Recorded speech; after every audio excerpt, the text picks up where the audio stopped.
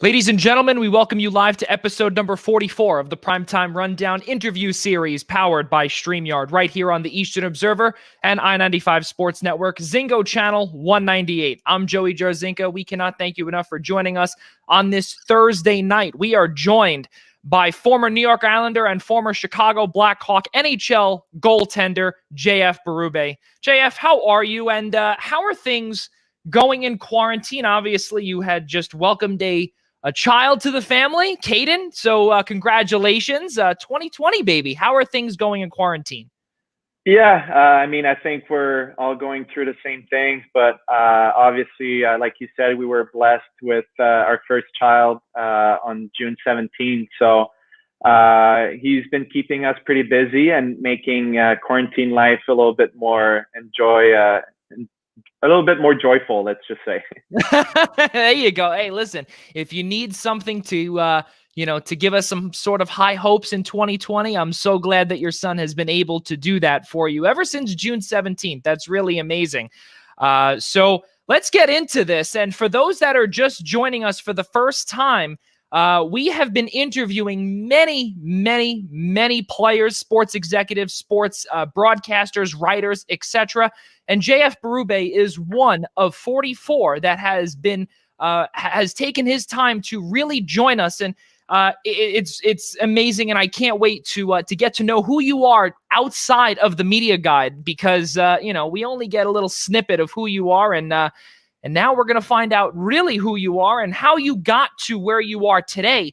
So for those, obviously, that couldn't figure it out, JF Berube, you are French Canadian. You were born in, let me try this, Repentigny, Quebec, Canada. How does that sound? Yeah, you're pretty close. Repentigny is how we say it, but you were close enough.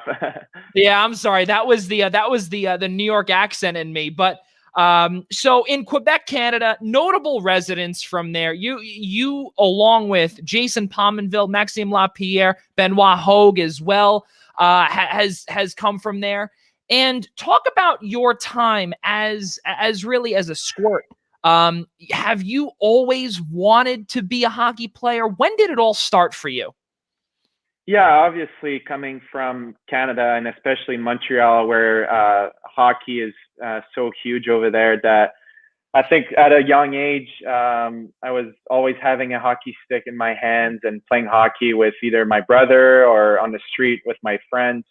That was pretty much the only sport we were doing. And obviously, every time we had the chance after school to, that I had the chance to put the pads on and go on take some shots for my buddies, I think I was always excited for that. So for some reason, I always liked being a goalie, and it was just a position for me that was really easy to go in and enjoy.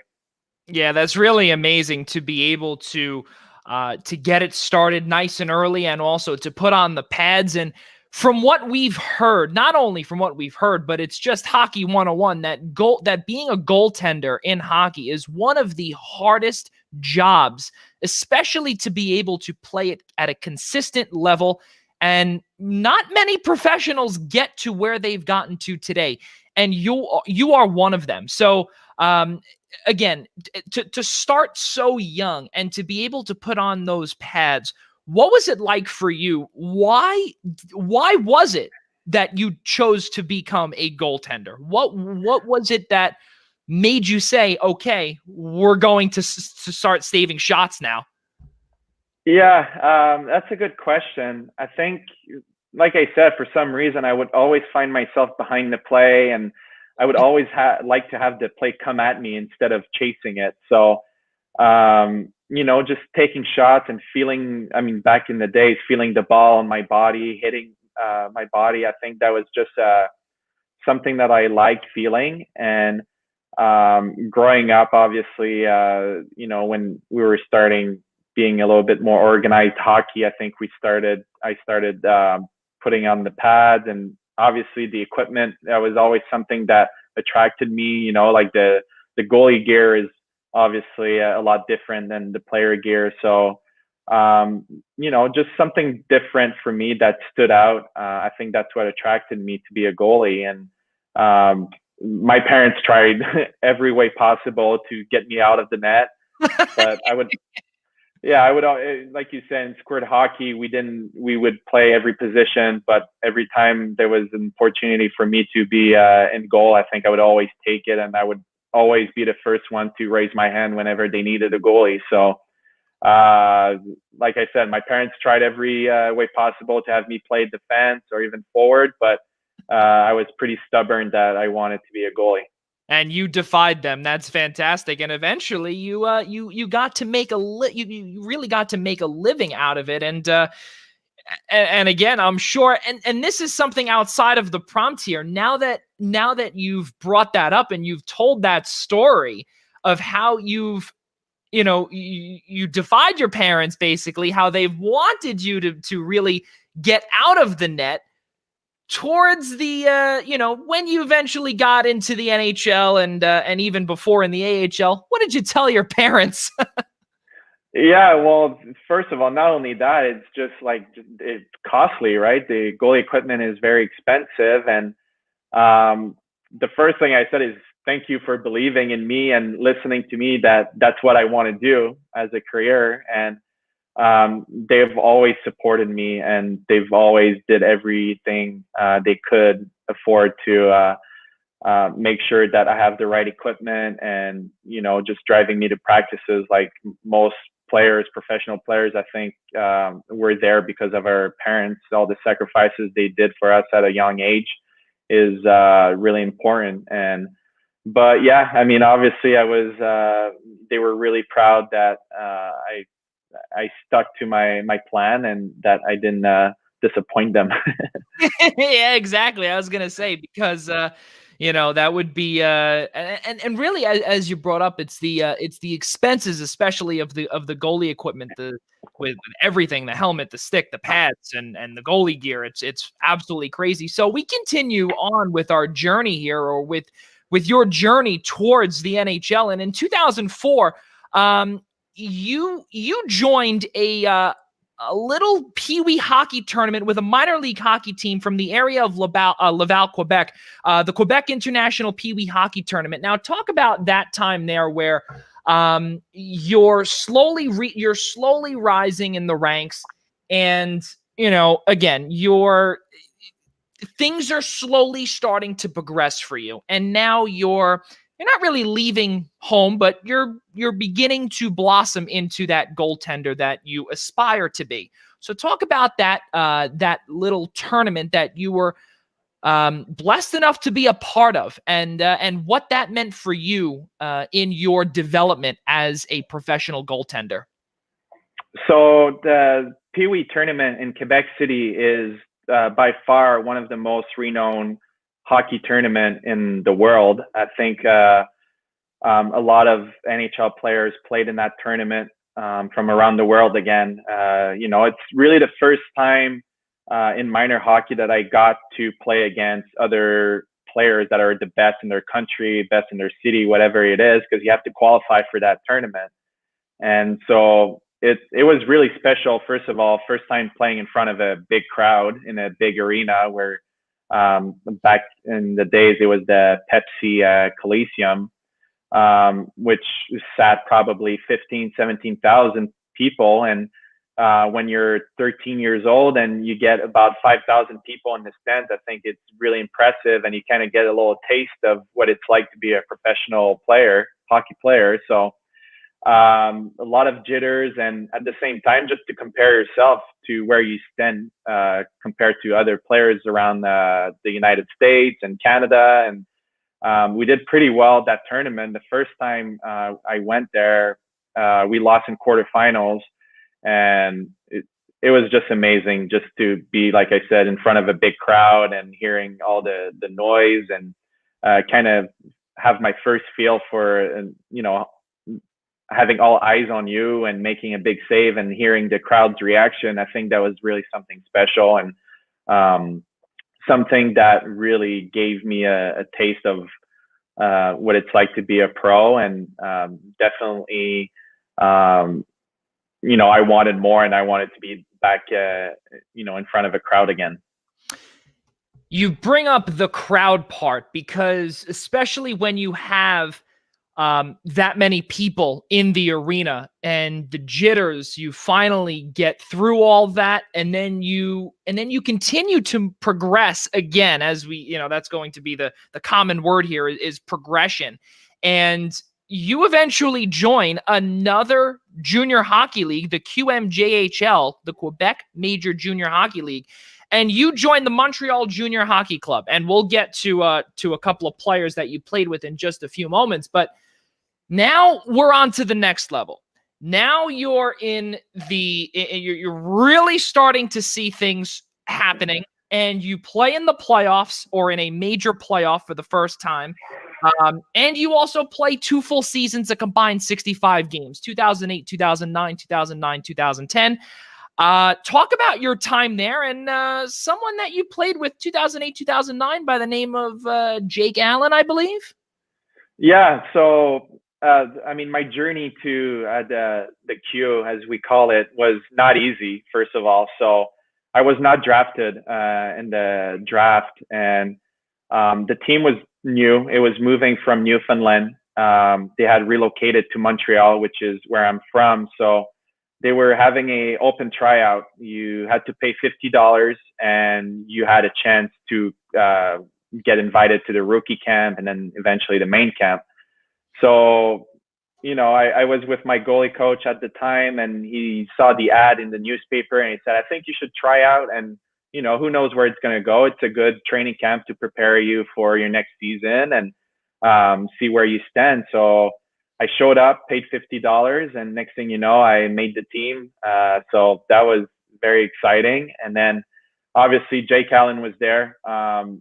He was obviously a great mentor for me.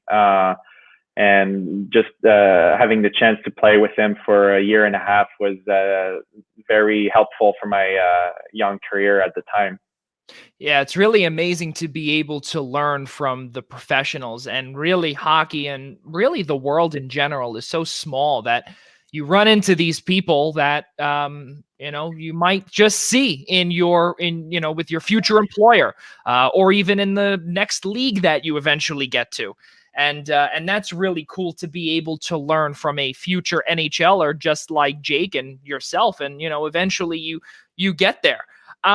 Now, again, in the QMJHL, you recorded in your first campaign 6-7-2 with a 2.66 goals against. And then in the playoffs, you played 10 games. You allowed 1 goal.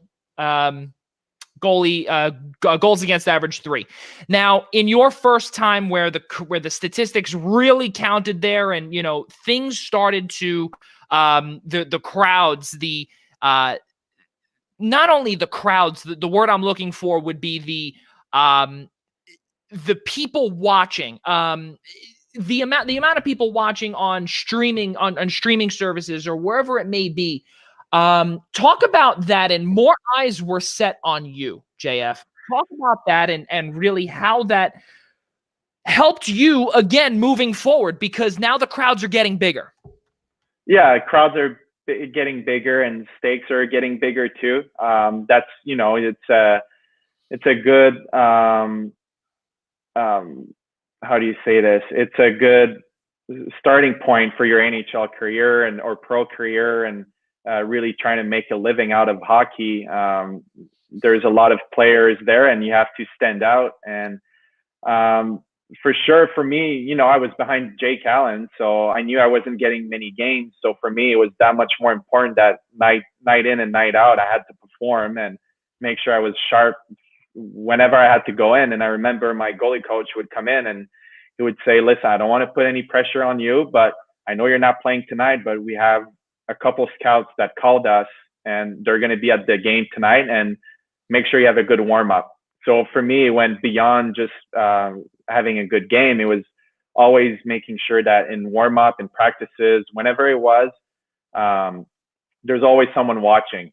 So like you said, whether it's at the game in the stands or on streaming devices, and whichever way, there was always someone. Eyes were always on me, and I think I learned that pretty early, and I think it kind of set me up for the future. For the way I practice, the way I play is I try to make play like it's my last game every time. Yeah, that's really the best way to look at it, is to play every game like it's game 7. That's really the best way to look at it. 2009, we move forward. You speak about the scouts. You speak about all eyes are on you now. And I don't know, the LA Kings come calling and they draft you 95th overall in the 2009 NHL draft. Now, this is your road to the NHL, JF. And, you played in their AHL system. You did not make it to back up Jonathan Quick at the time. Jonas Enroth did beat you out at the time, but you eventually find a home in New York. We'll get to that in just a second, as I'm sure we have some Islanders fans watching. But you get drafted. Let's start there. You get drafted, and you say to yourself, pinch me. Am I dreaming? What really went through your mind when you heard your name get called? Yeah, it was definitely a very special moment, and even more special was that it was in Montreal. So having friends and family at the event, and it was something that I can't even describe.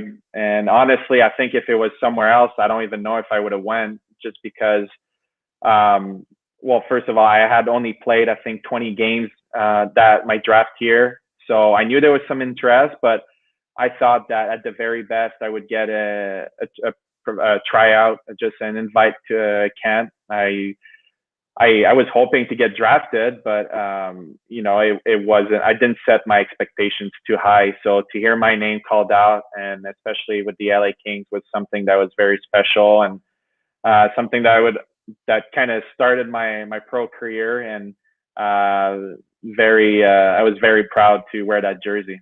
Yeah, and to be able to sign an entry level deal just about a year later, it's really amazing. Again, to get to that point and then to go to Los Angeles. Now, this is something else where we've asked many people before, and actually, we asked one of your former teammates, Curtis Gabriel, who was on the show about a few months ago. But now this is a question for you, because you've actually done this before. Now, when you came from Quebec and you stayed in the area, but now you're heading all the way across the continent and you're going to the West Coast.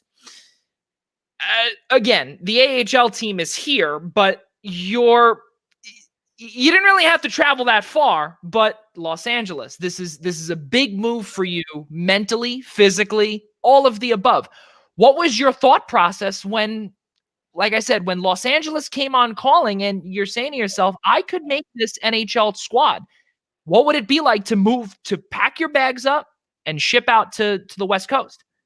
Yeah, it was my first time really leaving home, as we can say, and going from coast to coast, literally, was something that was a little intimidating. And my English wasn't that good at the time, but at the same time, hockey is a pretty easy language to speak. So, and as a goalie, you don't need to communicate as much as other players.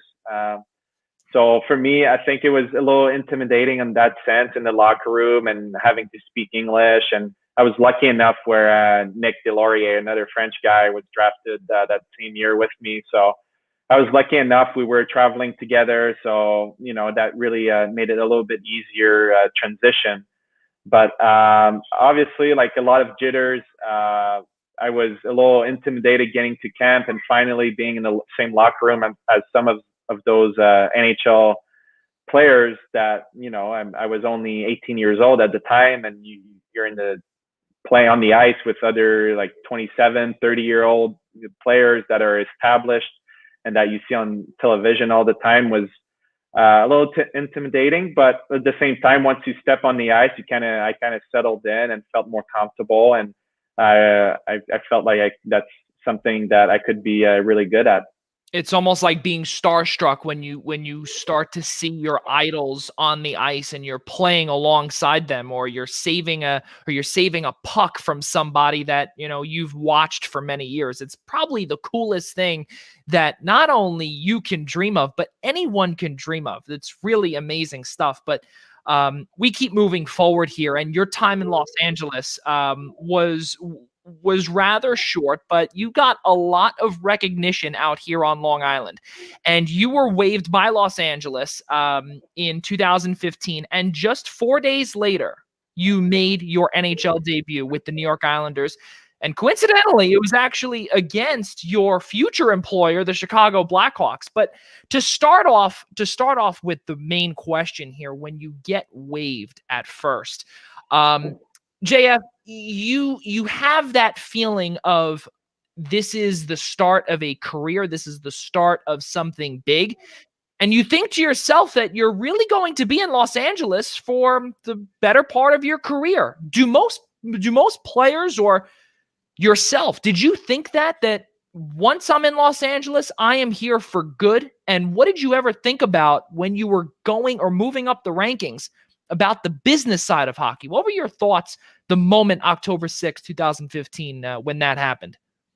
Yeah, obviously, everyone who gets drafted by a team, they want to make a career with that team. And I think there's a lot of pride that comes with it, and you want to, you know, show them that they made the right decision by picking you. So obviously, my goal was always to make the lineup and be on that team. And you know, I was lucky enough where, in a sense, where there was a lot of good goalies in our organization. You look at Quick, there was Jonathan Bernier, Jeff Zatkoff, Martin Jones.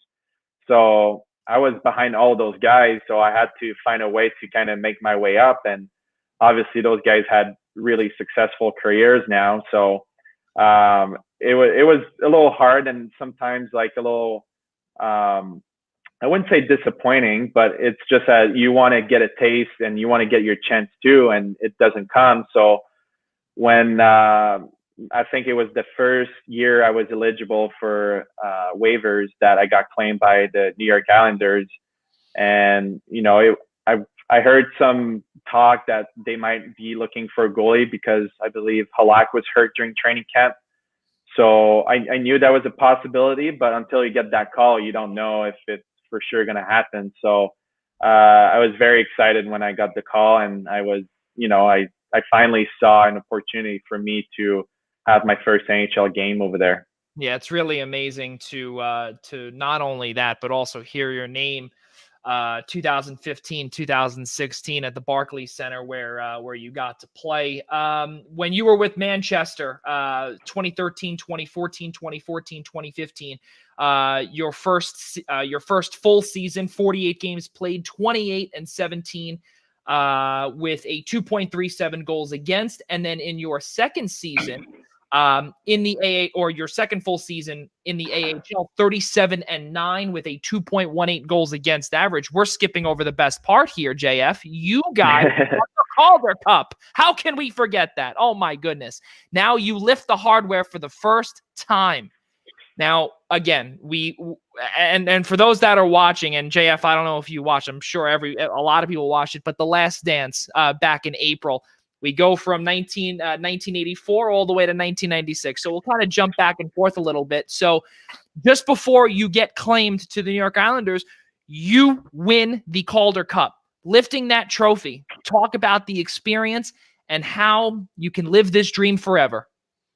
Yeah, well, even before that, the year before we won the Calder Cup, I was a Black Ace with the LA Kings, and I got the chance to be with them the whole way, and I actually got the chance to lift the Stanley Cup. So that really put fuel into my body, and you're not part of it. You're just on the side. You're just kind of riding the boat and soaking everything in.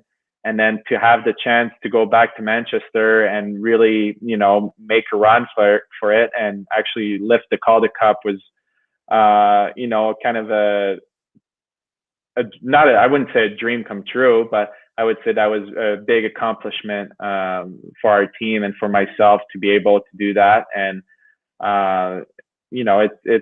things happen quick, and when you win a team, you have more eyes on you, and it kind of propels your career.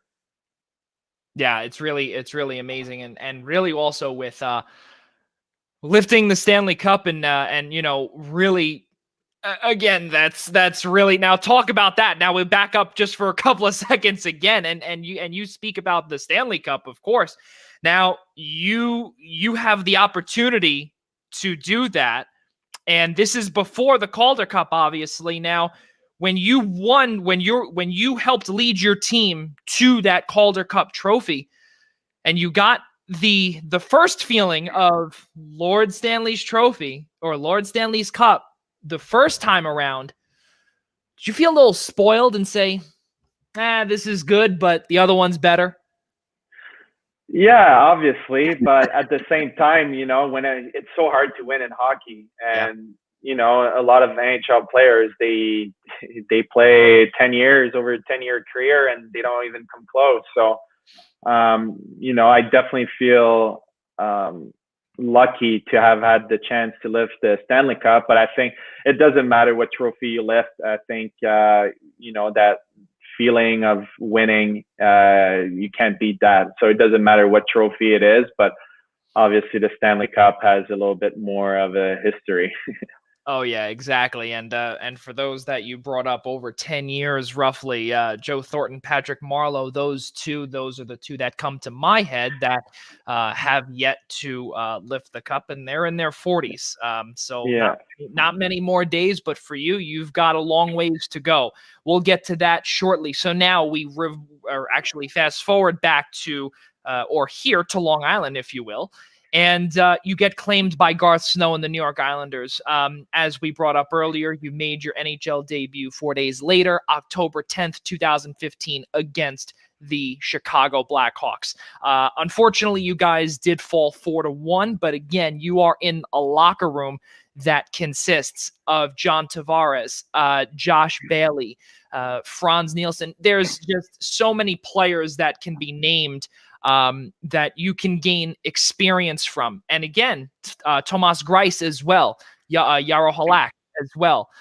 Speak about what your time on Long Island meant to you, and the jitters of just going into your first National Hockey League game.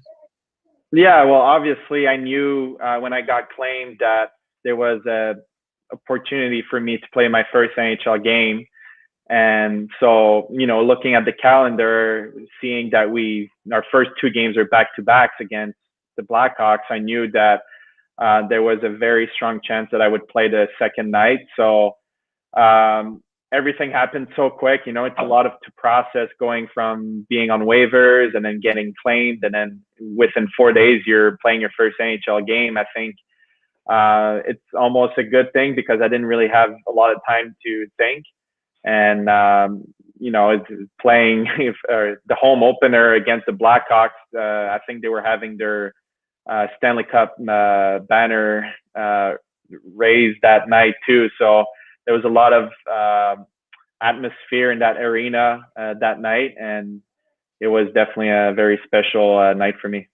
Yeah, and being able to be able to play in New York, and also with the fans out here, not only loving every single soul who dons the blue and orange, but now you're playing at the Barclays Center. And Barclays Center, as we know, is not made for hockey whatsoever. And for you as a goaltender, once you come home and you see, oh my God, we're playing in a basketball arena. And you know what? And I say that truthfully, because everyone out here says it. And now, obviously, they're back at the Nassau Coliseum. But when your tenure was here, you were playing in a basketball arena. JF, what were your thoughts when you said, I was claimed by a team that could not play in a normal building? Well, for me, it was normal, because it was my first experience, so I didn't know any better. And So, for some of the guys that had been in the league for a couple of years, it might have been a bigger change for them. But, for me, it was just another hockey rink, and, having the car in the corner was, not that extraordinary in my thoughts. But, like you said, just New York City is such a big city, and just you get the sense that how much people care about their team. And it was definitely something that kind of added a little bit of pressure, but at the same time, I feel like I always perform under pressure, and it's something that kind of gets me going. So I kind of, try to embrace that kind of stuff. And but as far as the building goes, I think, you hear a lot of players complain about the ice, and it doesn't really feel like the other hockey rinks. But for me, I didn't have to skate too far out of my net, so I was fine. It's wild because, again, with many issues, obviously it did work out, or it worked out to the best of its ability. Now we fast forward all the way until April of 2016, and things that you would hear not only on television, but you would hear on the radio, especially here in New York or in the New York metro area, something called Advance Like It's 1993. And that's all that we heard years ago, when the Islanders won their first playoff victory, or their first playoff series victory in nearly 23 years. So you're there. John Tavares scores that wraparound goal against Roberto Luongo, and you're the backup goaltender. You're sitting on the ice, and you say to yourself, "This building is absolutely going bongos right now." What are your thoughts when that happens? And for you, again, regardless of you lifting Lord Stanley's cup 2 years back, but did you think that this could be something that the Islanders could build on and possibly make a run in that year, and you could be the backup to this? Yeah, 100%. I mean, the noise in that rink during that playoff run was unbelievable. I remember going back to my house after games, and my ears were buzzing for hours after the game. It was something that I've never experienced before. And like I said, like the passion from the fans, and just to see all the craziness that was going on around the team was something that was very impressive, and that I didn't really expect. I heard about the old building, how loud it would get. But I mean, if we were in the old building, I think the roof would have blown up, because fans, when Tavares scored that goal, it was something I never heard before. Yeah, it was definitely something that you can forever have in your in your memory bank for sure, because that noise and the eruption and the moment as well, you'll never forget for sure. So in your time with the New York Islanders, or during that 2015-16 campaign, 3-2, 271 goals against average in 6 games started.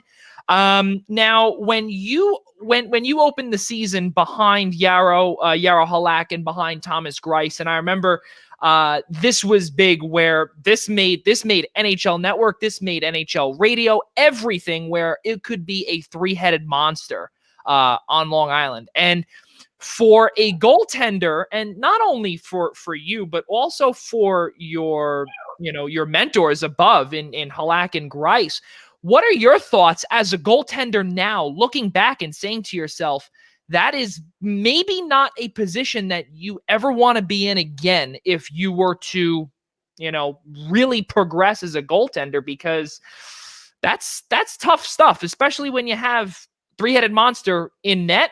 It's usually a pretty good situation. Yeah, I mean, 3 goalies for 1 net is not ideal. And obviously, if you talk to any goalies, it's hard to be a backup goalie. So imagine being the 3rd guy, where, in practices, you don't get as many shots as you need to get prepared for a game. And once you go in net, it's been maybe a month or more that you haven't seen any games or game situations. So I think for me, the battle was definitely a mental one. Physically, I felt fine, but to go in and to feel good about my game when my last game dated a couple of weeks ago, I think it's really hard. And if obviously you have a bad game, it kind of sits in your head for a little while. So it was definitely challenging, and I had to find ways to stay sharp. And nobody cares if you've been off the ice or off the net for a couple months. They want to win. So I think I had a lot of pressure on my shoulders, and I think I did the best I could with what I had. And at the end of the day, I was still very grateful I was in the NHL, because obviously that's where everyone wants to be. So I tried to see the positives and just work as hard as I could every day, and then make sure that mentally I do what I had to do to stay sharp and make sure that when I get the start that I'm ready to go. When you hear your name called, or you hear your name in potential trade talks or anything along those lines, how difficult is it for you, God forbid, to hear certain things like that? If, let's say, for instance, you are, or actually it did happen for you. You were selected in the NHL expansion draft, but we'll get to that in a second. But when it comes to the business side of things, and you hear these rumors, or if you're ever on Twitter, which I see you're really not, which is fantastic. I tell you, JF, you live in a fantastic world where you just completely tune everybody out. I love it. And I wish that more people were like you. It would be a much better world. No kidding. So all joking aside and all seriousness aside, when you see and hear certain things like that, especially in the media capital of the world here in New York, what are your thoughts where, you can't redeem yourself because there's not one, but two guys ahead of you, and you could be dangling as bait to head out west to Las Vegas? What are your thoughts there? And how difficult is the mental capacity as well, and the mental state for you? Because as you just alluded to earlier, you want to be able to redeem yourself, and mentally it takes toll. Yeah, I mean, you're working hard every day, and you hear rumors. You try to block that outside noise, though. I think as a professional athlete, you want to stay in the moment and kind of, we hear the word bubble a lot nowadays, but you really have to create a bubble around yourself, because it can be tough on you sometimes. There's times where I was a little too open to what people would say in the medias and stuff like that, and it really affects professional athletes. And I think you have to tune out that noise, that outside noise, and focus on the job you have to do, because there's a lot of people talking, a lot of media's throwing rumors out there, and a lot of them are true, but a lot of them are also false. So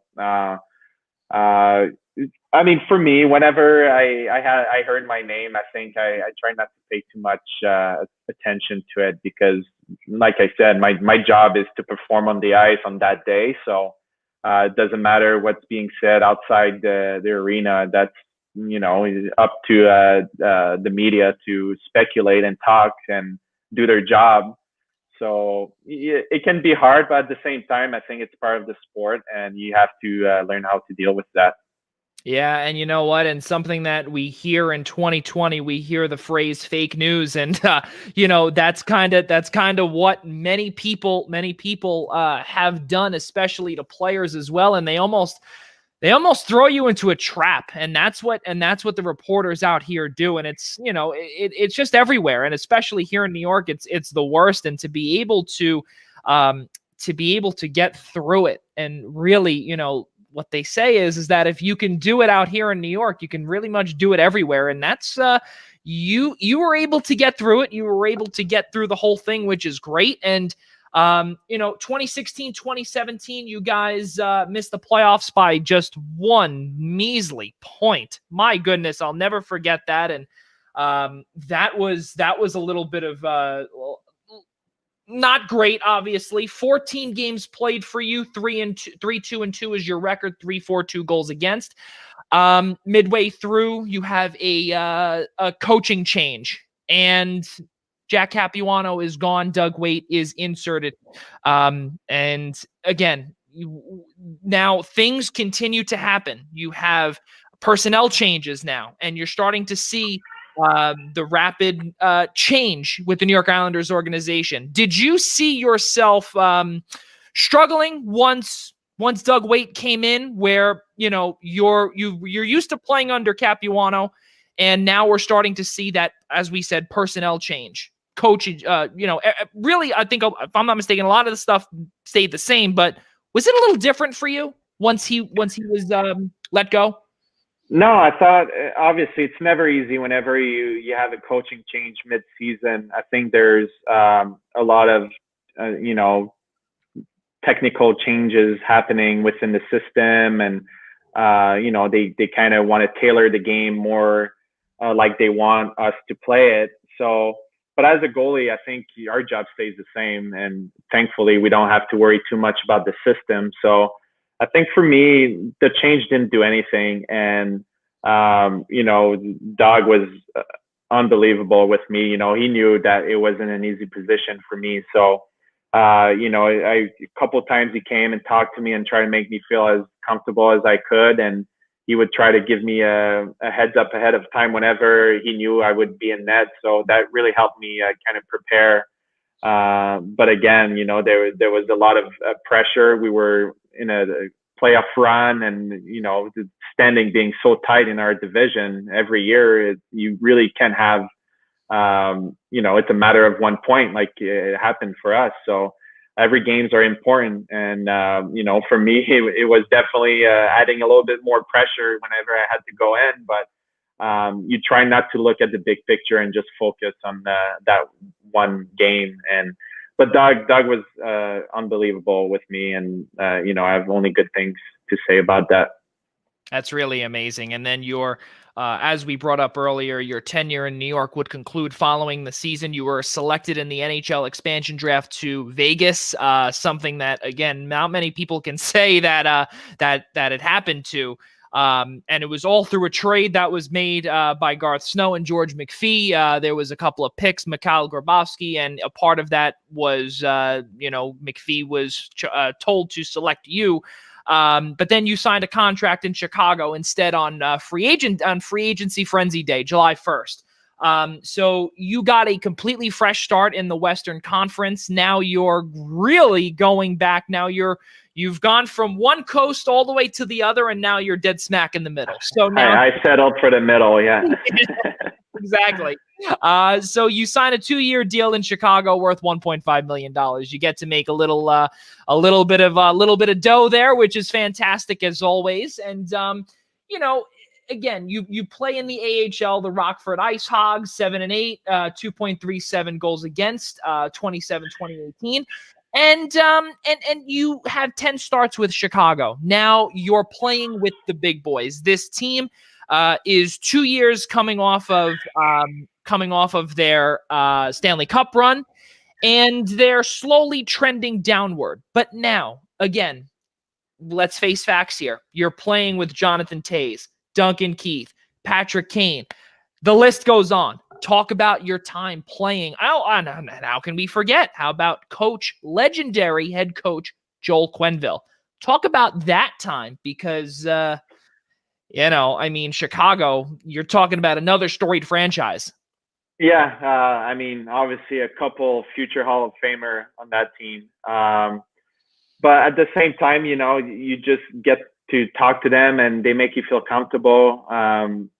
Toews was really good to me. Obviously, he speaks French, so right when I got there, we spoke, and he really made me feel comfortable. So that always helps when you have a veteran come at you and make you feel part of the group. You kind of settle in a little bit easier. So, but definitely special, taking shots from Kane, Toews, Seabrook, the list goes on. And the Brinkat now, they were stacked with players. And obviously, like you said, they were kind of they were struggling a little bit that year, but still to be part of that group was very special.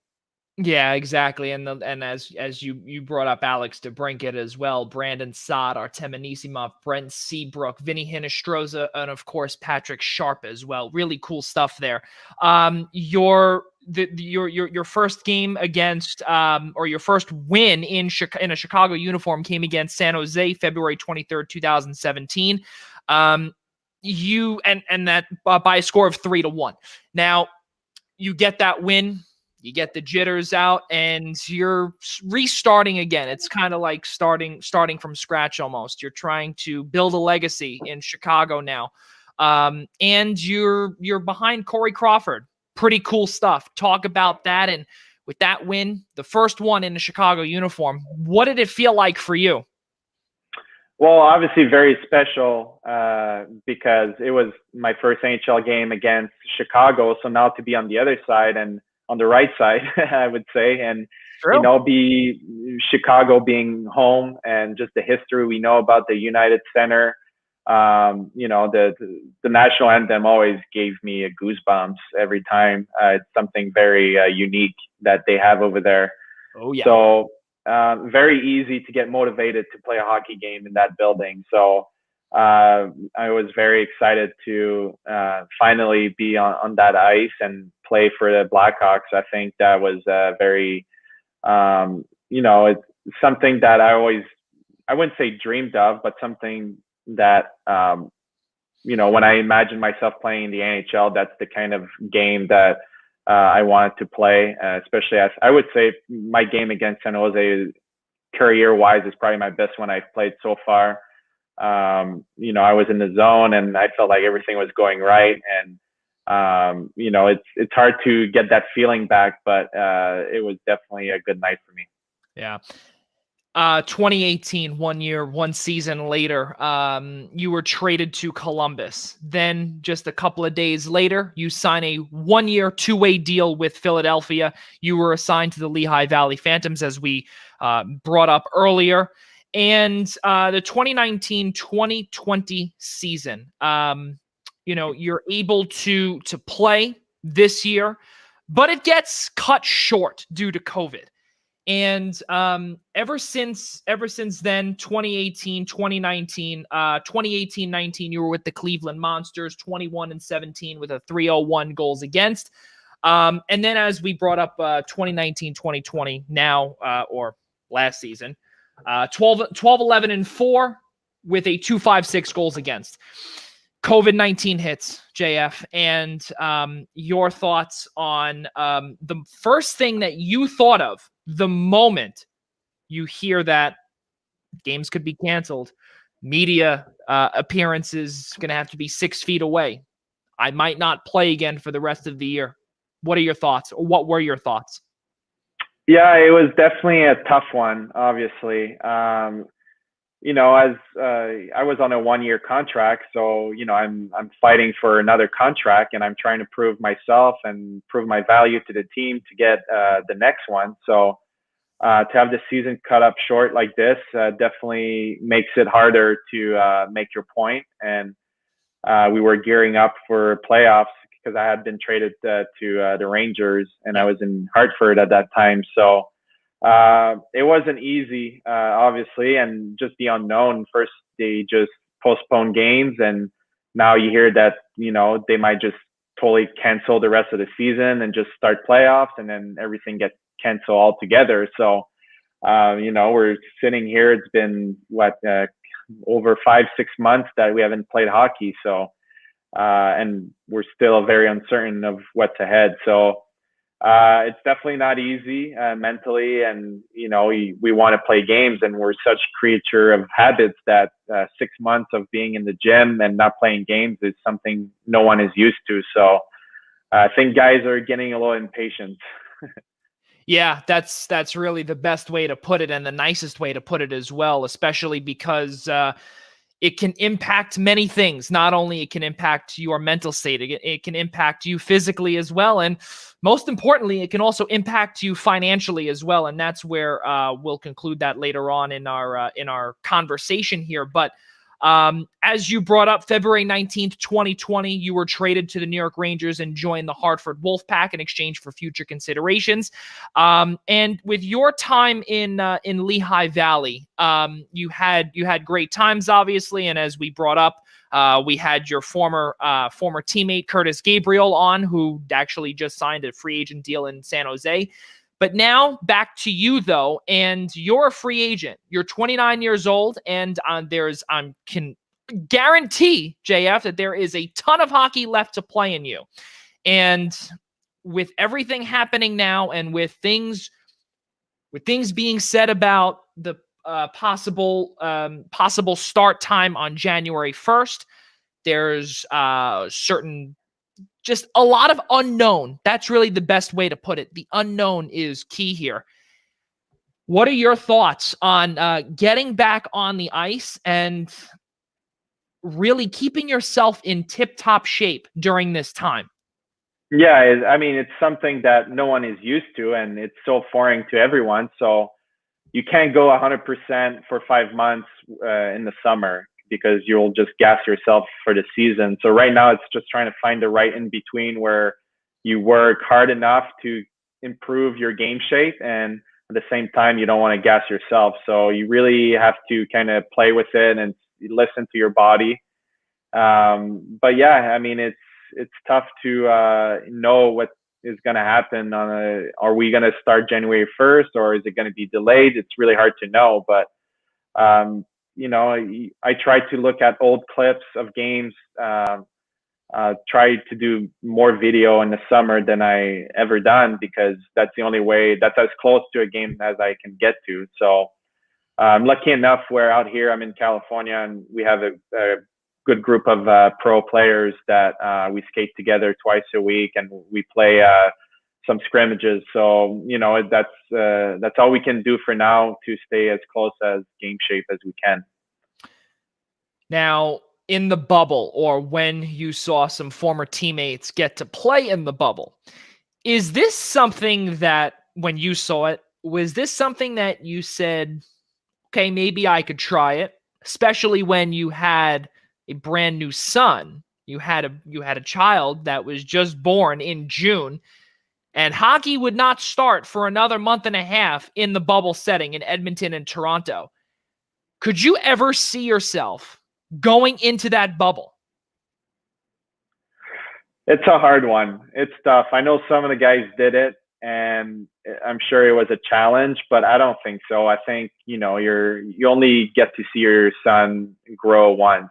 He's only 2 months once. So it was a really tough one. I spoke about it with my wife, what we would do, and I think for us it was important to be together in that time. It's very uncertain and kind of scary what's going on. So for us it was more about making sure that we're all healthy and secured where we were. But obviously, if we have to go, we have to go. If I have to get in the bubble and be gone for a month, it's part of my job requirements, and I don't think I had too many options other than go. So I mean, obviously you saw some guys opt out, and it's very understandable. It's very challenging, and everyone has their own reasons and own personal life. I think it's easier if you're single, but if you have a family, I can't see how you can be gone away from your family for that extended period of time. Yeah, it must be really tough, especially not to, with the lack of freedom, if you will, where you had the security, and we saw how everything was set up. It looked pretty cool at first, but then when you hear certain things, it's almost. Yeah, I think it got stale pretty quick for the guys. Yeah, it's almost like a jail where, you had actually legitimate security guards around the entrance gates over there. Really wild stuff. And this is, I guess, this really is the common theme, not so much progression. Everything is like 2020. 2020 is throwing us curveballs and everything. It's wild. And, now with everything uncertain, JF, you say to yourself, to your younger self now, if this pandemic, let's say, happened many years ago, and in the time that you were just becoming an up and coming professional, and let's say if the pandemic occurred in 2008, 2009, what do you tell yourself then to really keep yourself on your toes? And now you fast forward to 2020 and it's actually here, this pandemic, and you say to an aspiring goaltender, keep your head up. What else do you say to that person who does not have the funds? They need the funds to eat or to have clothing. What do you say to them? Honestly, I thought about it, and I don't know. I don't know how I would react. It's obviously a very important year for them. All the 19-year-old, 18-year-old, 20-year-old. That's where they make their name, and that's when they kind of build their pro career. So I think you just got to stick with it, and you got to think that there's going to be light at the end of the tunnel, and it's just a little hump that we have to cross, and everyone's on the same boat. They're not alone. There's other players that are wondering the same things, and I think that's what's great about the hockey community. I think players talk a lot, and they try to find ways to stay sharp and just be ready whenever it starts, because when it starts, there's no excuses. Everyone's been off for an extended period of time, and you got to be ready to go, and you don't want to miss the boat. JF, we hope to see you in an NHL uniform sooner rather than later, because I could tell you, we all miss you out here on Long Island. Really, really amazing guy, amazing player. But before we let you go, we want to ask you two final questions here, and really the biggest inspiration for you, or who rather would be the biggest inspiration for you to keep your head up, and really, who would you like to say that who was your biggest inspiration to get you to where you are today? Well, I think hockey-wise, I never really had one particular player that I looked up to. I think I'm someone who likes to kind of pick the best of a lot of goalies and kind of make my own thought of it, I would say. But I always obviously looked at guys like Marc-Andre Fleury. I like Jose Theodore when he was in Montreal. I can't pinpoint someone that really, I looked up to. And I get that question all the time, and I never know exactly what to answer, because I've always tried to idolize all the goalies. And I think that I know now more than ever that it's really hard to make it to the NHL, and not only to make it, but to stay there is even harder. So I think that you kind of have to diversify your toolbox a little bit, and make sure that you have different tools, because you can't show up with just one tool at work, because it's not going to work. That's pretty good. That's a very good analogy. And also exactly what you said, to try and stay in the NHL, it's got to be the hardest thing. It's the same thing as working out too. The more muscle you put on, you could eventually lose it just as fast as you gained it, which is a very difficult thing anyway. So, for a lot of athletes like yourself, I'm sure it's, you can attest to that. It's very difficult, and it can be lost just like that if you don't keep up with it. So really good stuff there. Aside from your son being born, has there been any other extracurricular activities that you've taken up during this 6 month? And actually, no, we're in November. We're losing track of our months, dates, and years. We've been in quarantine for nearly 8 months now. How fast 8 months goes by. So JF, that would be the final question for you, is that in the last 8 months, has there been any other projects, obviously quality family time, TV shows, movies, etc., gym routines, different things you've been working on, house projects? No. So obviously, being in California, I think I golfed a lot more than I had the chance when I was in Montreal. I don't have to worry about the weather. It's going to be raining here. So, it's been good to get out and spend some time outside and go hiking. I have a dog. I have a miniature Australian Shepherd that needs a lot of walks and needs to burn a lot of energy. So try to go to the park as much as we can. And but obviously, I mean, my days are pretty busy with the little one. He's been a handful. We're pretty lucky because he's been sleeping 10 hours since he's been 2 months. So he's all ready for hockey season, and I'm sure he won't bother me for my naps and my night of sleep. That's for sure. Oh, that's great. That's fantastic. Oh my goodness. Well, ladies and gentlemen, JF Berube, everybody, NHL goaltender, currently a free agent.